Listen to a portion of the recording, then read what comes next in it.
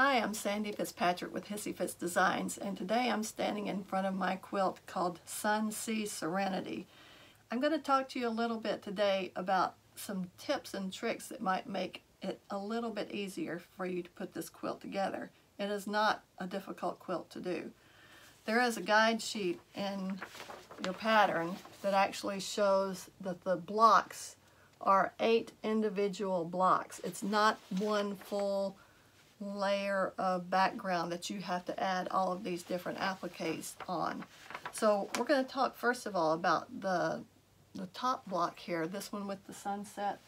This is called One Particular Harbor, and it comes, the pattern sheet looks like this, so that all of your pieces are individual pieces that you just lay your pattern sheet down and you trace all of your pieces out onto Heat and Bond Light or whatever fusible you like to use. I like to use Heat and Bond Light. It has a paper side on one side that is the one that you draw on.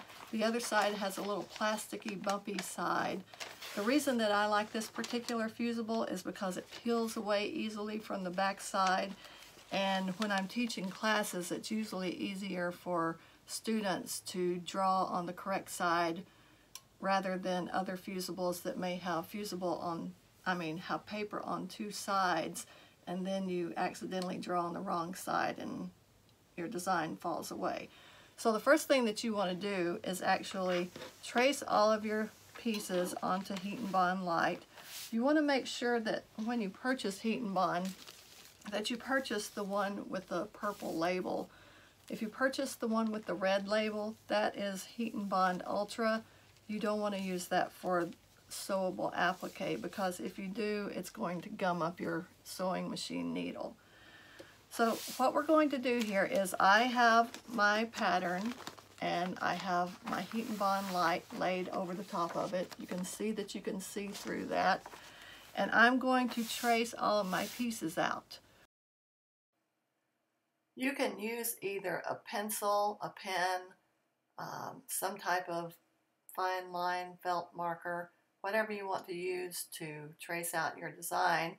I generally like to use a mechanical pencil because it has a finer point to it, and I don't have to worry about continually going and having my pencil sharpened. Since I'm going to cut out the inside portion of large pieces like this sun, I'm using the inside area to trace the palm frond on the inside area.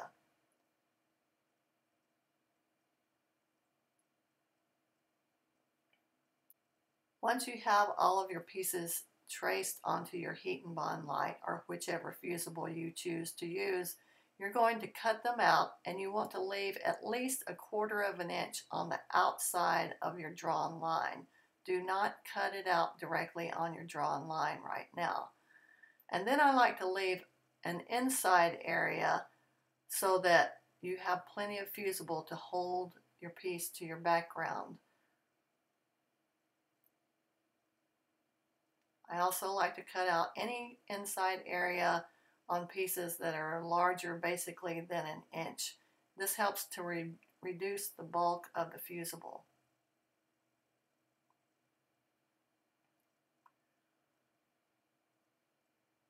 When you have your pieces cut out, then you choose the fabrics you'd like to use. You lay your piece on the wrong side of that particular fabric and you fuse to your fabric. For this one, I chose this gradiated fabric for the sun. This is the right side, but we want to fuse to the wrong side. And since we cut out the inside portion of this sun, it allows me to move this piece exactly where I want it to be so that I can choose the area that I like. Then you gently fuse it into place. Don't make sure that your iron is not too hot. And then you cut out all of your pieces. This is when you want to cut them out directly on the drawn line. Your guide sheet shows you exactly where the center of the block is, so take your background fabric and fold it into quarters. Then finger press it so that you can find the exact center of your block. That allows you to look at your guide sheet and be able to know where all of your pieces should line up according to the center. Peel away the paper backing, line your pieces up, make sure that your sun and your background fabric, the raw edges are even here, because that will be encased in a seam allowance. Now fuse the sun to your background fabric.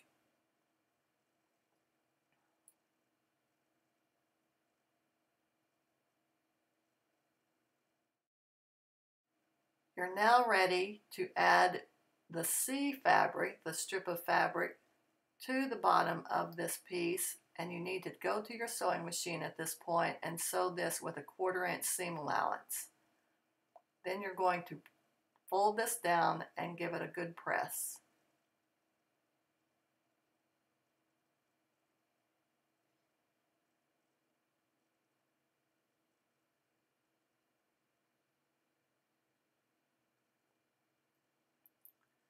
Once you have all of your other pieces cut out, the pieces from your sailboat and from your palm frond, you're going to lay down your applique press sheet on your ironing surface. Your applique press sheet has like a Teflon coating to it so that you can iron pieces to it temporarily and then peel them up when you have your full design together. I'm just gently fusing these pieces together.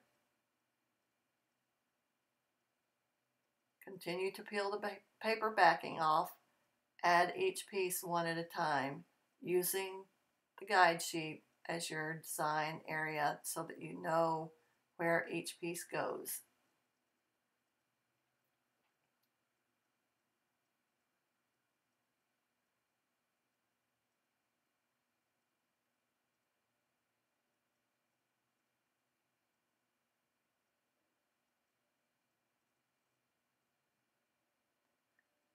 When you're ready to add the stripes to your sail, I like to temporarily place them in place without fusing them all down first so that I can get a pretty good idea to judge how far apart these stripes need to be before I fuse them in place.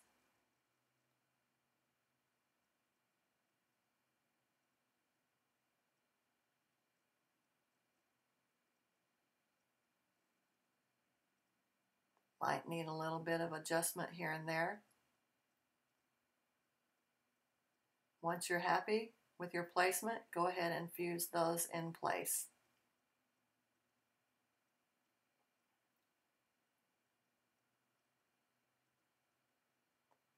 And now the last thing we need to add is the little flag that goes on top of the sailboat mast.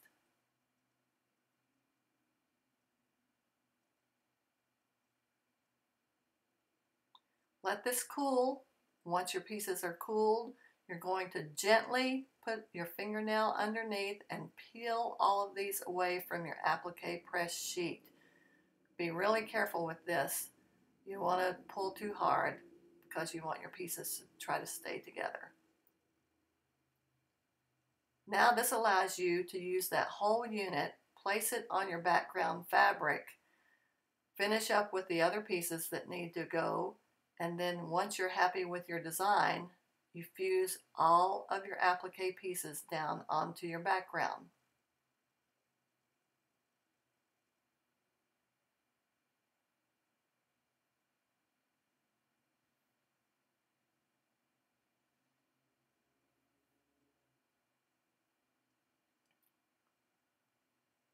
One last thing is fusing the palm frond down. Just check your guide sheet so that you can see where it goes.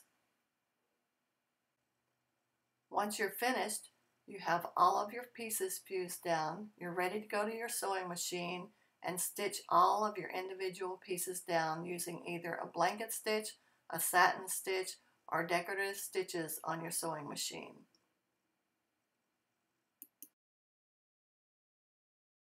I hope that this little tutorial was helpful to you and that you will check out my other patterns at hissyfitsdesigns.com.